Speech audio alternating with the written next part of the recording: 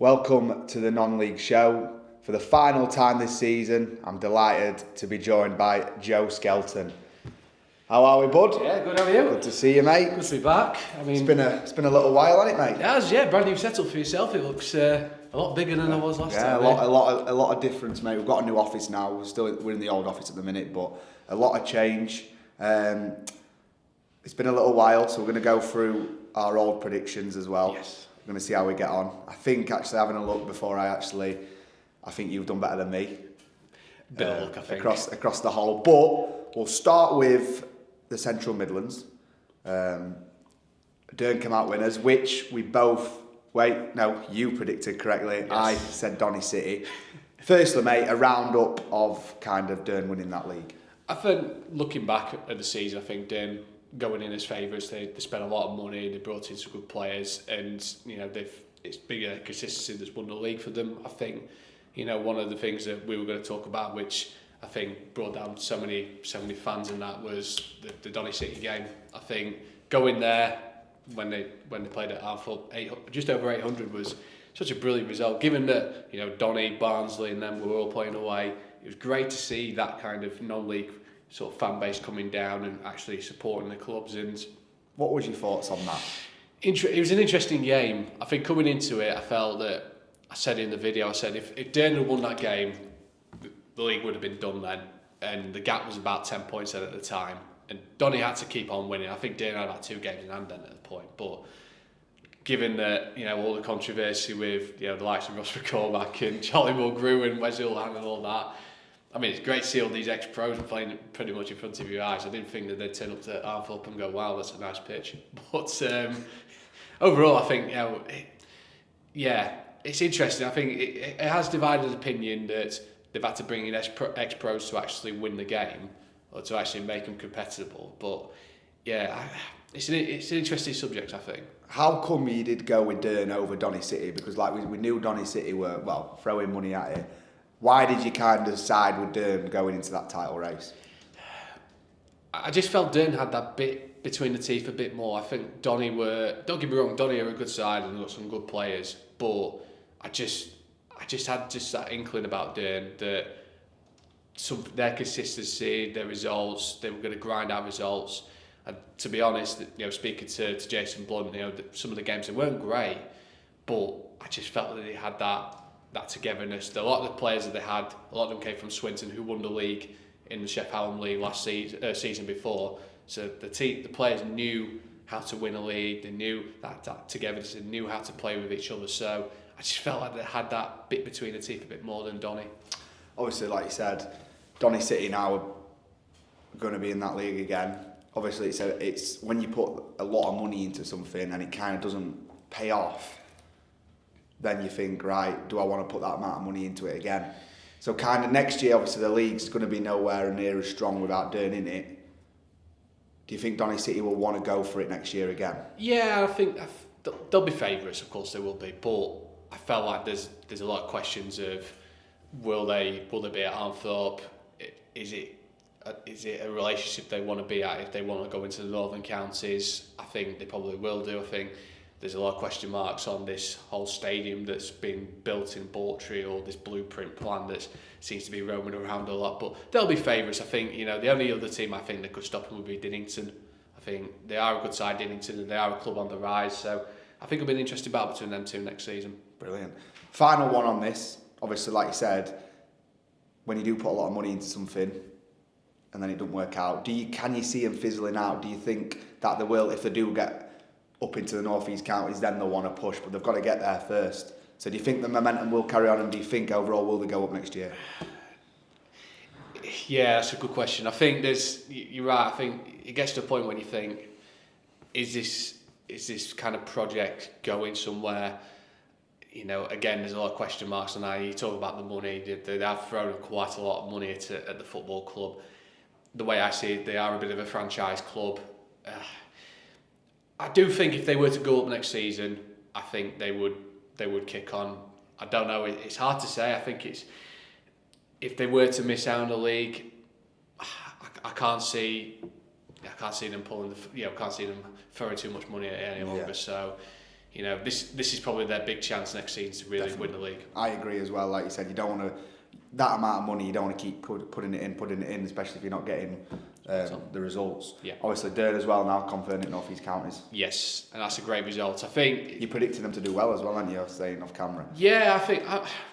Looking at the league, and we'll get on to Retford United and all that a little bit later on, but considering we've seen the FA changes to the leagues for next season, I do think you've got rid of Beverley, you've got rid of Shirebrook out of that league. The Shirebrook have gone to United Counties.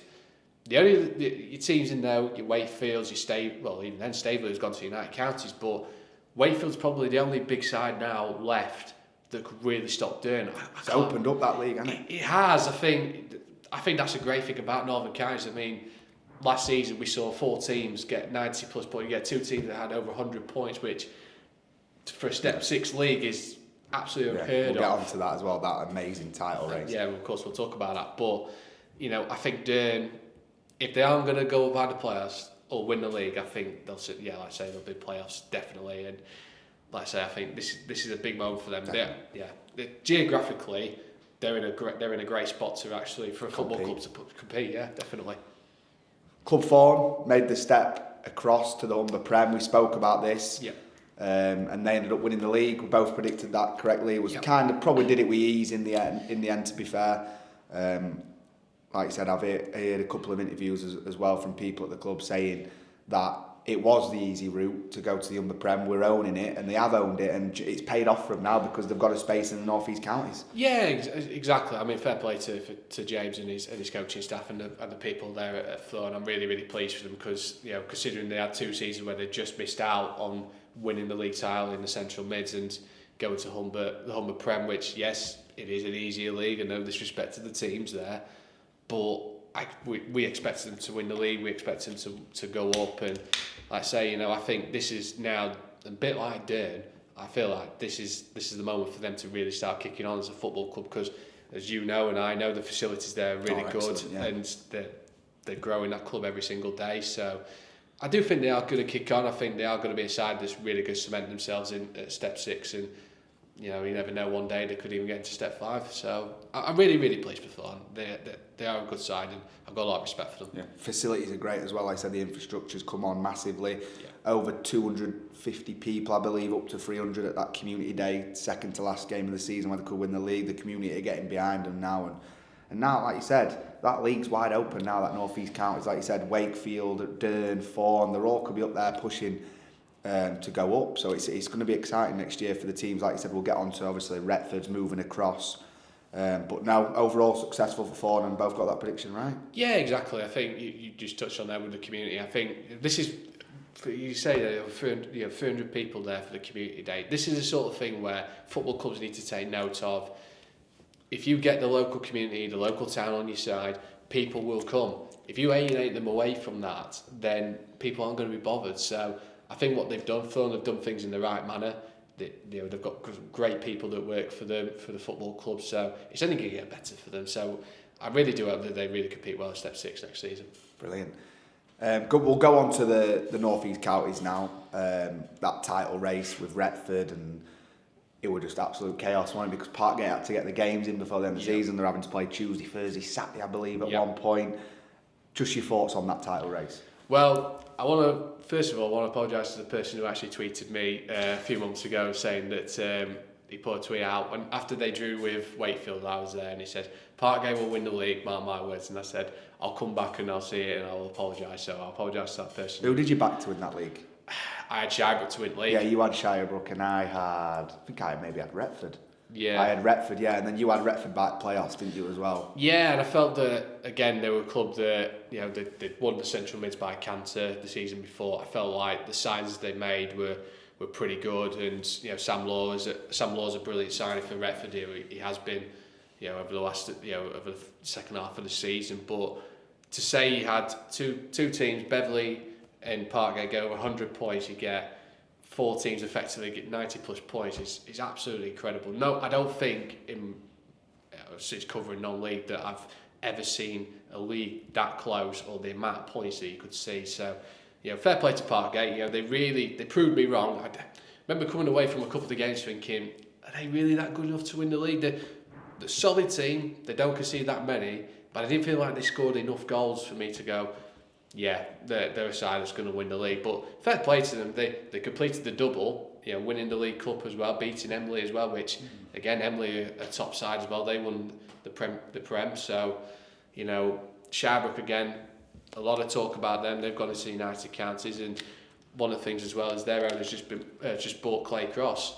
Yeah, interesting. Which is interesting, and because Shirebrook were wanting to go and get placed up, am I right? Yeah. They are. So as far as we know now, as of the time of recording, Shirebrook are in the United Counties step 5 for next season because it's gone on their points per game.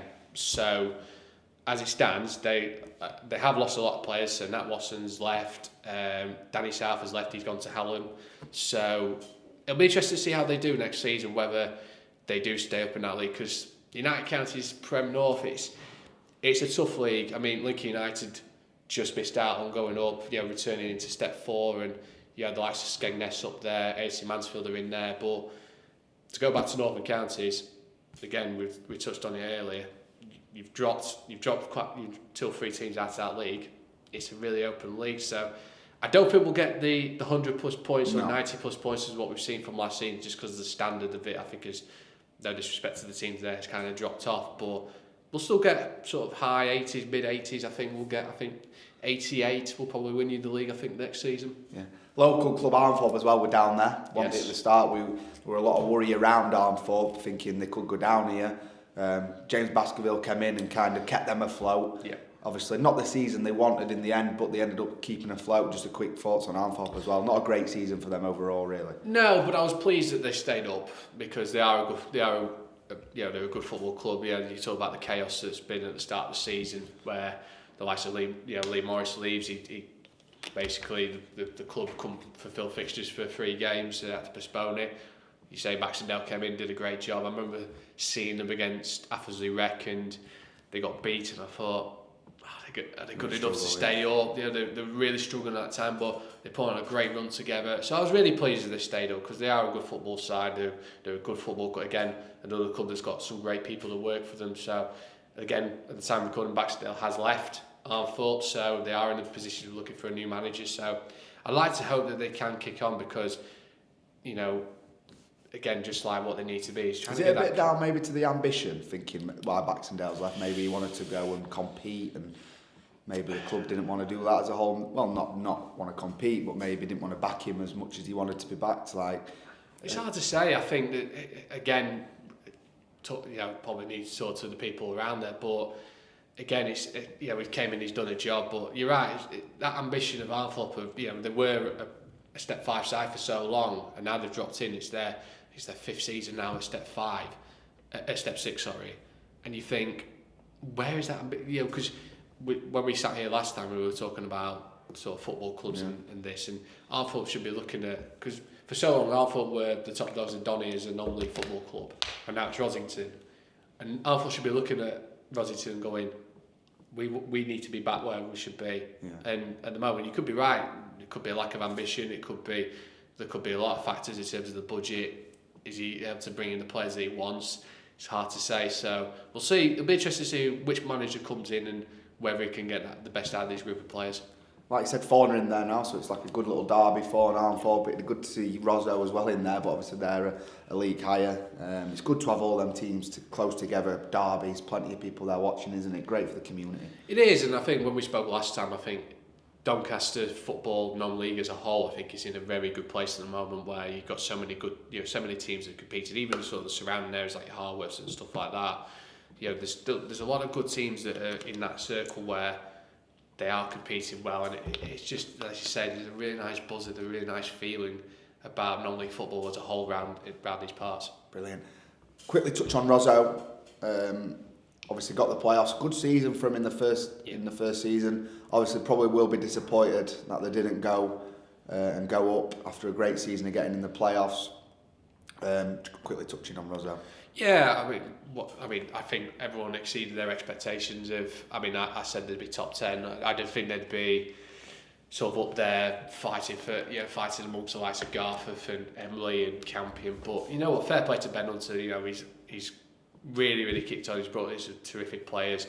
You know, he's kept Ross Hannah fit. You know, Liam Hardy came in for a short period. You know, he's really brought in some good players. Again, another club that have really worked well with the community. And for me, they are going places. To finish fourth in your first season. Do you think they can go one step? Again, I think will be a strong league, won't it, next year? Yeah, I think you look at the two teams that have come up, Beverley, Parkgate, and you look at the teams that have come down. Winston have come down. It's going to be tough. Yeah. It's going to be very, very tough. You lose Garforth and you lose Emily, who have been at step 5 for so long. Yeah. You know, Campion, I think, will be up there. Definitely, I think they'll be probably Campion. I think Winston. Surprised Campion didn't go up. Yeah, I think again. Did you back Campion to go up? You did, I'm sure you did. I backed Campion to win the league. Sorry, but I just felt again they were another club that I felt that could kick on, and I felt that they could really, they've got some good, they've got a good budget, got some good players behind them, and I felt like they could really compete at the level. So I do think they'll be favourites. I think Winston will be up there. I think if they keep the players that they have from coming down, I think it was always going to be tough for them going into step 4. I think the squad that they had. Now it was always going to be difficult because step 4 is a tough league, but against Northern Kynes Prem, you get again a lot of teams that have been there for so long. I could name a few like Barton, Handsworth, Hallam. They have been there for so long. So I think this is a big summer for Rossington. I think if they keep the players that they have, because they've got some great players, they don't need that many. I think I'd probably say 1 or 2 players, keep it ticking over. And for me, I think they'll be up there again. But I'd like to hope one day that they get to step 4. It'd be really, really good to see it. Northern Prem, Gainsborough. I mean, Decal, what a season he had, by the way. Brilliant. Really, I was so pleased with Decal, because I remember seeing him at the start of the season at Ilkeston. It didn't work out for him. I think he's been a player that's been... Needs to be backed, doesn't he, by his manager. I think Russ Wilcox, I think he's done a great job, by the way, at Gainsborough. I think if he had a couple more games at Gainsborough, I think they could have been pushing playoffs. Great manager, Russ Wilcox. And I think he's put a lot of backing into Deck, and I think he's gave Deck the confidence to go and push on and look how it worked out. I mean, just scores goals, doesn't he? Yeah, 24, I believe it was 25, which was fantastic, and he's puts himself in a good window really. But Deck has had a lot of clubs in the last sort of 2 years, and I don't think he's really kind of fitting in. I think he's spot on with Russ Wilcox. I'm surprised that Russ actually went to Gainsborough, given that where he's been at. Yeah, his pedigree, his CV is really, really good. So I think there'll be a club that I said to one of my mates who's a big Gainsborough fan, I said, watch you next season, I think you'll be a bit of a dark horse, for the playoffs. But yeah, I think Gainsborough, they were unbeaten in 8 until when I saw them away at Lancaster and they lost, so obviously I jinxed them. So for me, they're a fantastic club, Gainsborough. I've got a lot of respect for them. I think a bit of an early prediction, I do think they'll be... I think they'll be up there. They'll be up there. They've retained a lot of players, they've kept hold of Deck. They've kept the majority of that squad that was unbeaten. I think they'll definitely be up there. I think Russ is a great manager. I think if they start well, and I think they'll end up being up there. Oh yeah. Worksop as well. They got a place, didn't they? Yeah. Late on. I think they got the last playoff spot. They did. They end up losing to Macclesfield? They did. Right? Yeah, they lost. Yeah, I think looking back now, Worksop. I think again to say your first season at step 3, you finish 5th. You get to the first round of the FA Cup. You draw Stockport eventually, won League 2. And they win the Sheffield Hallam County Cup. So, I think Craig Parry looks back at this season and thinks, yeah, you know what, we've had a great season. I mean, they were 3rd at the start of the year, and everyone's thinking, wow, okay, they're 3rd in the league. And I think eventually they would feel the pace a little bit with the league, because there is some fantastic teams in that league, but to finish, to go on and get, I think they won the last 3 games to get themselves into the playoffs. And look, Macclesfield are a good side. They're going to be splashing the cash in the summer, and they'll want to go for it next year, won't they? Yeah, well, I went to the player final when they played Marine, and I just think on the day, they were a little bit too passive for me. I think the occasion might have got to... Final's always a pick a minute, and we'll get on to obviously the National League North and Boston as well. Yeah. Dark horse coming out of nowhere, but finals are a pick 'em, aren't they? And Macclesfield have got to go and win the league next year, haven't they? They can't leave it to the playoffs. They have to. I think when you've got your budget, I think someone told me their budget of something like 2 or 3 million. Wow. It's it's absolutely insane. You've got to be recruiting, right, aren't you, with that amount of money? You have to. I think, people might look and go, oh, they're going to buy the league. But if you really think about it, if that money was for their football club, they'd be welcoming with open arms. So I think there is a bit of jealousy. But as you say, money and the players comes with expectations. So it's going to be crucial for them. They have to go up. If they don't go up, I think it's going to be, you could see them being there for a good couple of years or so before they get out of it. Definitely. We'll go on to the National League North, we'll touch on it. Obviously, Scunthorpe was our heavy favourites going into that. We both predicted Scunthorpe to go up. Yes. Madness. Tamworth ran away with it, which no one predicted. No. No. We'll go on to the playoffs in a minute, but just a quick one on Tamworth. Tamworth obviously running away with that league. Fair play, I saw them a couple of times last season. The first one was against Scunthorpe, it was first against second. I think the gap was like 6 points, I think, and Scunthorpe had to win. I think Tamworth had a game in hand at that point, and it wasn't a great game. It was very. I think again another game where the occasion kind of got to both teams, and Tamworth just took the chance and won the game. And I remember coming away from the game thinking they'll go and win the league because they're a side that's literally turning draws into wins and defeats into draws, and sometimes that consistency really pays off. And you're right, I think no one predicted. I think to come up from Southern Central, they kept a lot of the players. Yeah. They didn't need to add a lot of players to the squad, which is what they did. I think momentum for them really helped them to get over the line, and again, a bit of quality as well. So I'm really pleased with Tamworth. Someone different actually winning the league, and it's nice to see because 10-15 years ago Tamworth were in the National League. So it's nice to see. It's nice to see a name come back. Speaking of budgets, though, Scunthorpe should have ran away with that league, shouldn't they? I mean, you look at your Macclesfield, they should be winning it with their budget. Same with Scunthorpe. Some of the players they had in that league who have played much higher. For me, it comes down having them quality of players. You've got to get it out of them. And for me, did Jimmy Dean get the most out of them players? No, for me. I mean, obviously when David Hilton were there, and obviously that whole debacle and the players he brought in, you do expect them to go and run away with that league. And it is a question of maybe a little bit of desire on some of the players because you've played at much higher levels. Yeah. Do you know what I mean? You've got to be winning that league. And like I said, now it's a rebuild for them because I know a lot of players have been released because of obviously recording. But yeah, I think the budget will probably be cut because of how much the spend on some of the players. But yeah, do you think they'll have another go next year? Again, no, but they're another team. I think everyone's gunning for them effectively because they are the big fish in that pond. So it's a big season. Andy Butler's coming in. I know him very well, and I want him to do really, really well because I think he's a top guy. I think Jimmy Dean was probably a little bit out of his depth. He did a great job at Peterborough Sports. Goes to Scunthorpe. He gets a chance full time as well. Exactly. Gets a chance at Scunthorpe. Fair play to him for his job, for his work that he did at Peterborough Sports. But I just felt like when you got a club like that, because they are a big club in that league, the expectation is massive. The fan base as well is absolutely. And I just felt like I didn't think they were good enough. I think when everyone's expecting you to win the league, and you're right there, they brought in something like 13, 14 players in at the start of the season, which is stupid. And you're trying to get them to gel. It just doesn't work out. So I think there are players. I think from what we've seen from time recording now, Danny Elliott has gone. I think their fullback has gone as well. So I think at least 4 or 5 players have gone. So it'd be interesting to see. They say cut the budget, see what they do, and just go again, but at least give Andy Butler a chance and really try and bring his own players in. Definitely.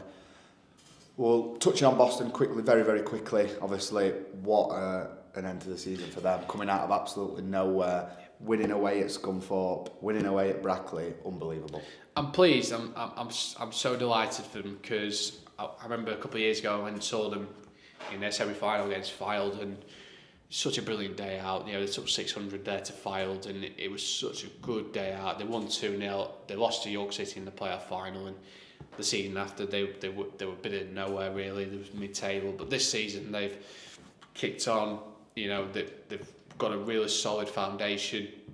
they brought in Deji Satona from Donny on loan. He was absolutely brilliant in the eliminator and in the semi-final. And I thought he was brilliant when he came on against Scunthorpe. Yeah. I thought he did change the game a little bit. And obviously, he didn't go on and score or create a goal, but I think he was winning fouls, taking a lot of pressure off Boston. And obviously, it went to penalties, but I thought he was brilliant when he came on. And he was a good signing, probably not at Donny's level. But I thought when he did go into Boston, I thought he made a difference at Deji's. But like I said, the back four I thought were brilliant. Brad Nicholson, Boswick, the captain, Jay Rose had a great season. And I thought that probably the defence won them 2 games, just from obviously not conceding against Scunthorpe. Brackley obviously scored, but I thought the defence were brilliant, won it in them 2 games. I just find it hilarious the fact that Boston got to a playoff final without even scoring a goal in 90 minutes or in 120 minutes, which was absolutely incredible. But you know what? Again, Boston, growing up, I associated them with the Football League, and it's nice to see a club like that get back, proper football club. I hope they do well. I hope they do as well. And like I say, they've got a great stadium, great fan base, and I'd like to hope they can kick on next season. Chesterfield obviously ran away with it. Touching on Chesterfield a little bit, obviously running away with the National League, easy for them. And obviously we'll go on to a little bit before we go on to our ending predictions on Donny as well. Obviously their getting to the playoff, great run, but just falling short quickly on Chesterfield. Yeah, again, expected them to win the league. I said it at the start of the season. You lose Wrexham, you lose Notts County out of that league. Chesterfield this was their best chance to go up. The standard of the National League was probably not as what it was there as the season before, but Chesterfield still had to win the league, and fair play to Paul Cook, and brought in some good players. Will Grip being one of them, very good signing.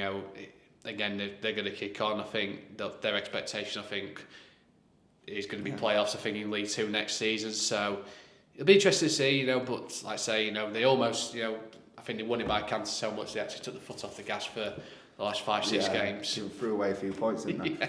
But look, that's expected when you're 20 points clear at the top of the table. So look, you've got to give the importance for them for winning the league. And like I say, the National League is always a tough league to get out of. So fair play to Chesterfield, and like I say, a nice derby with Donny next season. Yeah, on to Donny, playoffs. Just fell short, gutted, wasn't it? As a Donny fan for yourself, I'm sure. Yeah, I mean, looking at sort of the start of the year, and I remember Stockport came here and really gave us a footballing lesson. I think we were fifth bottom at the time, and you're thinking you're kind of planning for kind of dorking away and woking away next season in the league, but to go sort of 12 unbeaten, 10 wins in a row, you pick up 36 points for a possible 34, 36 for a possible 38 is absolutely incredible. It's a fantastic run that Grant McCann's done, and he deserves a lot of credit. But I think he just instilled that confidence and belief, because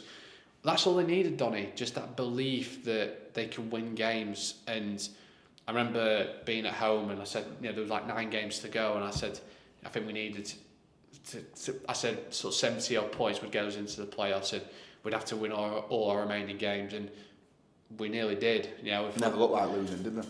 No, and again, they just had that belief that they could win games. I think the Barrow game was probably the great example, to come back from 2 down and to win 4-2, and seeing Harrison Biggins' header, which is probably one of the best headers I've seen this season. Yeah, brilliant goal. Just that you could hear the crowd, just that.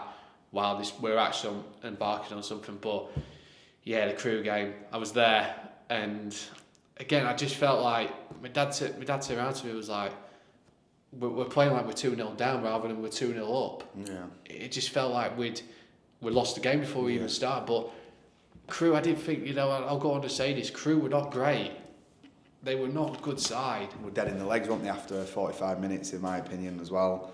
I think Donny foot on the gas for me. Crewe's control that first half, and it cost them. Yeah. I thought penalties as well were all poor. I think you go into take a penalty, I don't think none of them look confident to me. No.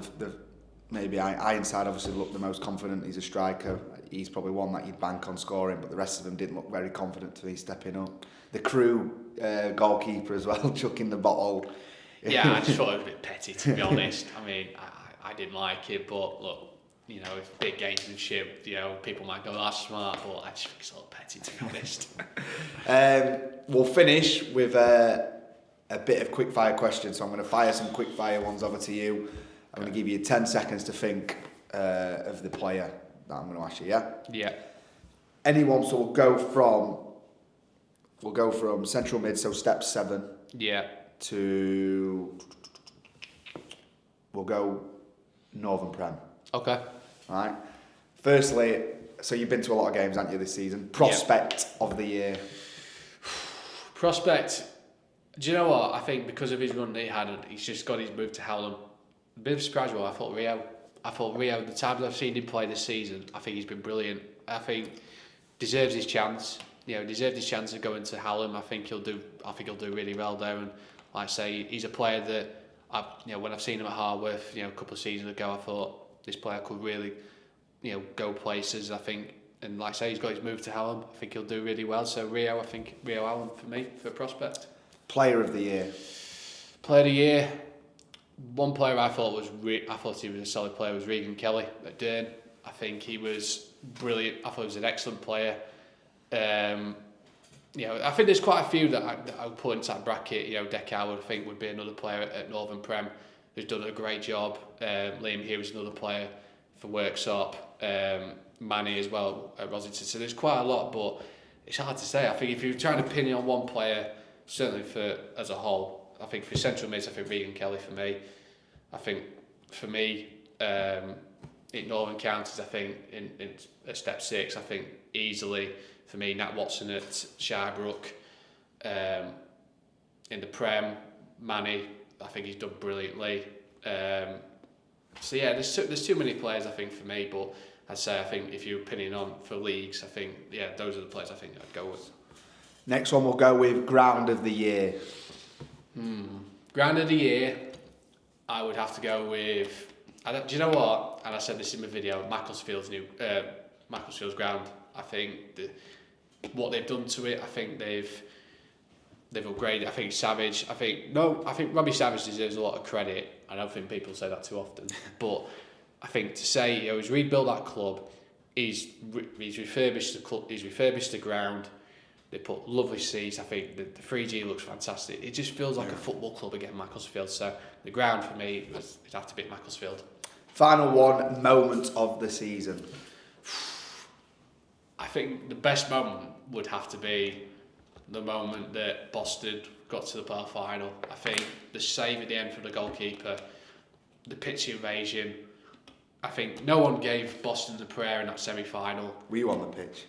No, I didn't actually. I didn't go on the pitch, but for me, it was just such a great moment for Boston because they'd take 1,600 to Scunny. They made some great noise, and it goes down to a penalty shootout. And I was getting nervous, and I wasn't even a fan of Boston. It was just that dreaded penalty shootout, but just to see like the joy on their fans' faces, it was just so great to see. So, that'd be my moment of the season. Brilliant, Joe. It's been an honour, mate. Great season. Predictions wise, you tipped me on this one. I think you beat me last year as well.